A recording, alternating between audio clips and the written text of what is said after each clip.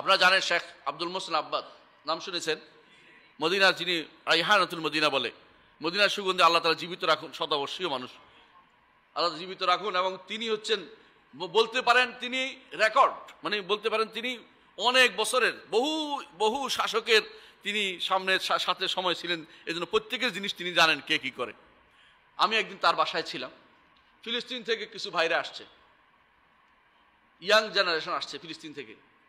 আমি গেছি আমার একটা বইয়ের কাজে, আমার উদ্দেশ্য বই অনুমোদন করা, ওনার থেকে অনুবাদ করছি যখন।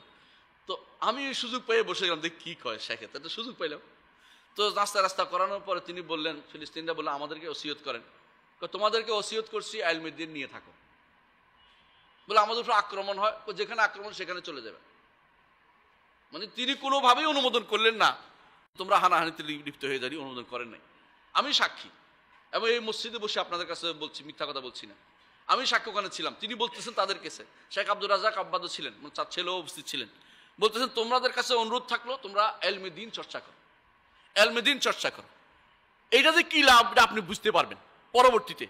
আপনাদেরকে যত বেশি বিভ্রান্ত করতে পারে, এলেম থেকে দূরে রাখতে পারে, তত বেশি আবার ওদেরটা গিলাইতে পারবে ভালো করে। আর যতদিন আপনি সাবধান থাকবেন, ওদের কথা শুনলে বুঝবেন যে এটা মুসলিমদের কথা নয়, ততদিন পর্যন্ত তারা আপনার খারাপ জিনিস গিলাতে পারবে না। আরেকটি ঘটনা বলবো, তারপর আমি আর আলোচনা শেষ করবো ইনশাল্লাহ। ঘটনাটা বলতেছি, আপনারা জানেন যে সৌদি সরকার বর্তমান মাঝখানে মালিক আব্দুল আজিজ এর আগে 30 বছরের মতো ক্ষমতা ছিল না, 30 বছরের মতো ক্ষমতা ছিল না। এই সময় ক্ষমতা ছিল আলে রশিদরা ক্ষমতা ছিল। আলে রশিদরা ছিল যেরকমই হোক, কিন্তু তারা কোনো কিছু দায়িত্ব না, শুধু রাষ্ট্রীয় ক্ষমতার দরকার, সেজন্য গেছে। এদের সাথে আবার মিল ছিল ওই ইয়াদের মক্কার শরীফ হুসাইনদের মিল ছিল বিভিন্নভাবে। মালিক আব্দুল আজিজ রহমতুল্লাহ আলাই তিনি হিজরত করে গেছেন, তখনকার সময় তার বাবা সহ কোথায়, কুয়েতে। জানেন কি এই ঘটনা? জানেন তো আপনারা? ইতিহাস জানেন? ইতিহাস জানতে হবে, ইতিহাসটা পড়তে হবে আমাদের, আলো সৌদির ইতিহাস। সেখান থেকে তিনি আবার দখল করলেন, রিয়াদ দখল করে সারা মামলাকা পুরোটা তার অধীন চলে আসলো। এখন যে বিশাল মামলাকা, এই মামলাকা বাংলাদেশের মতো কয় গুণ?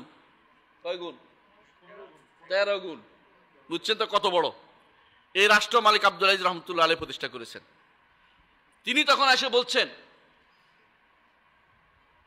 যে জনাব আমাকে বলতেছেন, কাকে? মোহাম্মদ ইবনে ইব্রাহিম আলুস শেখকে বলতেছেন, আমাকে আপনি কি, আমার জন্য আপনি কি তৈরি করেছেন? বলছে 30 বছর ধরে তোমার জন্য আমি লোক তৈরি করেছি, তোমার জন্য আমি বিচারক তৈরি করেছি, তোমার জন্য আমি এইটা তৈরি করেছি, সব কি চাও তুমি আমাকে বলো। কারণ এই 30 বছর আমি কিচ্ছু করি নাই, মসজিদে ঢুকছি, আমার ছাত্ররা পড়ছে, বাইরে কোথাও যুদ্ধ করে নাই, কিন্তু লোকগুলি তৈরি হয়ে গেছে, তুমি যেখানে চাইবে সেখানে আমি তাকে প্রতিষ্ঠা করতে পারবো। এর মধ্যে একজন হচ্ছে আব্দুল আজিজ বিন বাস, এর মধ্যে একজন মোহাম্মদ বিন, একজন হচ্ছে আব্দুর রহমান সায়েদি। আমি কয়জনকে বলবো? যতগুলি বিচারক ছিল সবগুলি মোহাম্মদ ইবনে ইব্রাহিম আলুস শেখের হাতে তৈরি এবং তার বন্ধুদের দ্বারা তৈরি। তারা সিদ্ধান্ত নিয়েছে কোনো হানাহানিতে মারামারি লিপ্ত হবো না, মানুষ তৈরি করব, আলেম তৈরি করব। এই সময় আমাদের সময় হচ্ছে, যেই সুযোগটা আমাদেরকে, আমরা এখন আসি, বিশাল সুযোগ, কিচ্ছু করার দরকার লাগবে না, আপনি কিছু করতেও পারবেন না। যারা ক্ষমতা যাবে ওরা আপনার কোনো ভালো কিছু করবে আপনি আশা করে বসে থাকেন না, ক্ষতিও করবে না। আপনি নিরবিচ্ছিন্নভাবে লেখাপড়া করে যান। আমি তো অনুরোধ জানাবো আপনাদেরকে, সুববানদেরকে এবং সবাইকে যারা পড়ালেখা করতে চান, আপনি আলেম হন, দেখবেন আপনাকে খুঁজে বেড়াবে।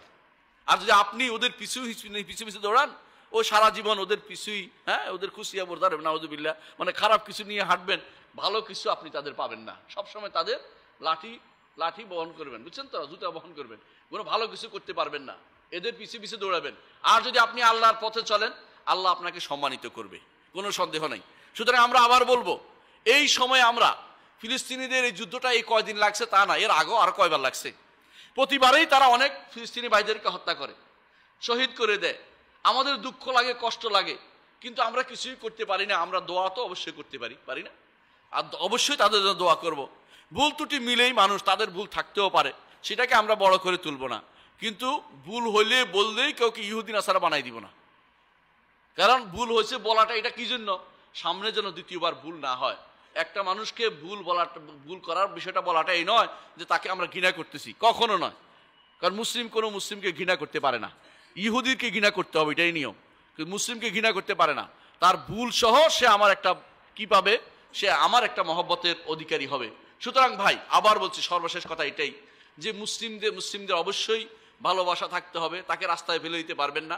তার জন্য ভালো যে কাজগুলো আমরা এতক্ষণ ধরে বলেছি এগুলি অবশ্যই আমরা করে যাব, এবং আমরা আল্লাহর কাছে কায়মান বাক্যে রাতের অন্ধকারে সবসময় দোয়া করবো আল্লাহ যেন মুসলিমদের বিজয় দান করে, ঐক্য দান করে, মুসলিমদের জন্য একজন কায়েদ আল্লাহ যেন মিলিয়ে দেন যার পিছনে থেকে যুদ্ধ করতে পারে। কারণ যুদ্ধের জন্য যে শর্ত, যুদ্ধের জন্য সেটা আমরা বলছি না সব যুদ্ধের জন্য, প্রতিরোধমূলক যুদ্ধের জন্য সবাই দাঁড়াতে পারবে, কিন্তু একদমই যুদ্ধ অর্থাৎ আমরা আরেক এলাকা দখল করে ইসরায়েল যেটা দখল করে আছে এটাকে যখন নিতে যাব, এইটুকু নেওয়ার জন্য একজন কি লাগবে, একজন শক্তিশালী একজন পরিচালক লাগবে। এটা মেনে নিতেই হবে, নইলে ভুল হবে।